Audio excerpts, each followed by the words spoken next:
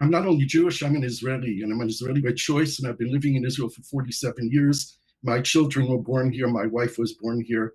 I am not anti-Israel, but my government is committing war crimes in Gaza. And the arguments that were presented by Brooke belong in the garbage bin of history. It's an intellectual insult, the kind of things that we heard here that insinuate that there's no such thing as a Palestinian people when there are 7 million Palestinians living between the river and the sea. How can you deny the existence of a people, 7 million people who call themselves, excuse me, let me talk. What Israel is doing should not be tolerated by the Israeli public, nor by anyone in the entire world. This war has to end. Mustafa Barghouti was 100% right that Hamas has given in writing, in English and in Arabic. I received from them in August of last year a commitment to end the war and return all the hostages. And then there was more than 100 hostages that they were holding. But they demand an end to the war. They demand that Israel withdraw from Gaza. They demand a release of Palestinian prisoners. And they demand that humanitarian aid go into Gaza. They also added in writing, twice I've received from them in Arabic, that Hamas will not govern Gaza. Now, the big missing link here, unfortunately, Mustafa Barghouti didn't say it, is the irresponsibility of the Palestinian Authority, which has now determined who is going to rule Gaza after this war. And this is what allows Netanyahu to continue to say, we have to stay there because if we leave, Hamas will be in power.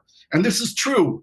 There needs to be a Palestinian, credible, legitimate, viable government in Gaza, which is not the Palestinian Authority, but it must be appointed by at least the head of the government, by President Abbas, because he is the only legal address for the international community for the Palestinian issue.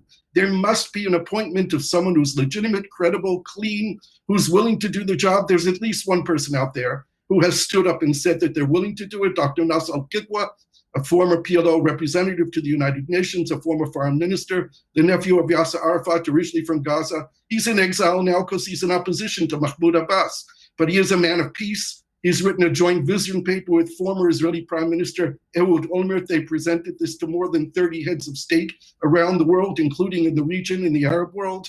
And this is a vision for a two-state solution. But since 2009, Netanyahu has been successful at implementing his strategy of preventing the Palestinian state, of refusing to negotiate.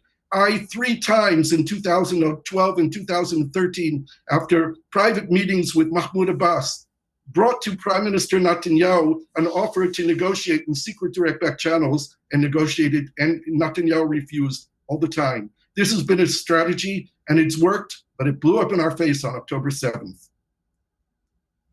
Okay, Brooke Goldstein, before I go to Wajahat to bring him in, just, it's interesting. When I've been critical of the Israeli government, instantly on social media, particularly X, I get bombarded with abuse and smears and lies from people very supportive of Netanyahu's strategy, calling me anti-Semitic, calling me a Jew hater, and so on. Wajahat gets the same whenever he criticizes the Israeli government. And these can be dismissed by pro-Israelis as saying, well, yeah, you are, you're not Jewish, you're not Israeli, and actually by criticizing what we're doing, you obviously hate Jews and you're obviously anti-Semitic, which is nonsense. But it's very difficult to dismiss what we've just heard in that blistering assessment from Gershon Baskin, who is Jewish, an Israeli, a hostage negotiator. Does it not give you pause for thought to hear somebody like him denouncing what is happening as war crimes and unacceptable and making lives for Israelis and Jewish people around the world less safe, not more safe? No, I don't consider Gershon an authority. I think that his arguments belong in the dustbin of history. This, nonsense repetition of two-state solution. We tried that. We gave Gaza to the Palestinian Arabs. They elected Hamas. But you didn't give them the rights. You didn't give them the rights, Brooke. I'm sorry. I can't let you just state that. I'm sorry, Brooke, just to be clear, Brooke, before you continue your response, Brooke, stop talking for a moment.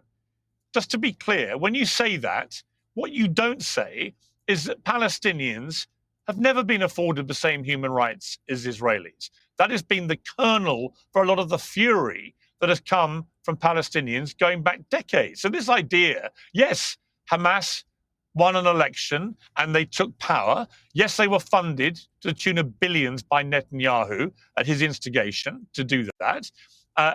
But Palestinians have never been afforded the same human rights as Israelis.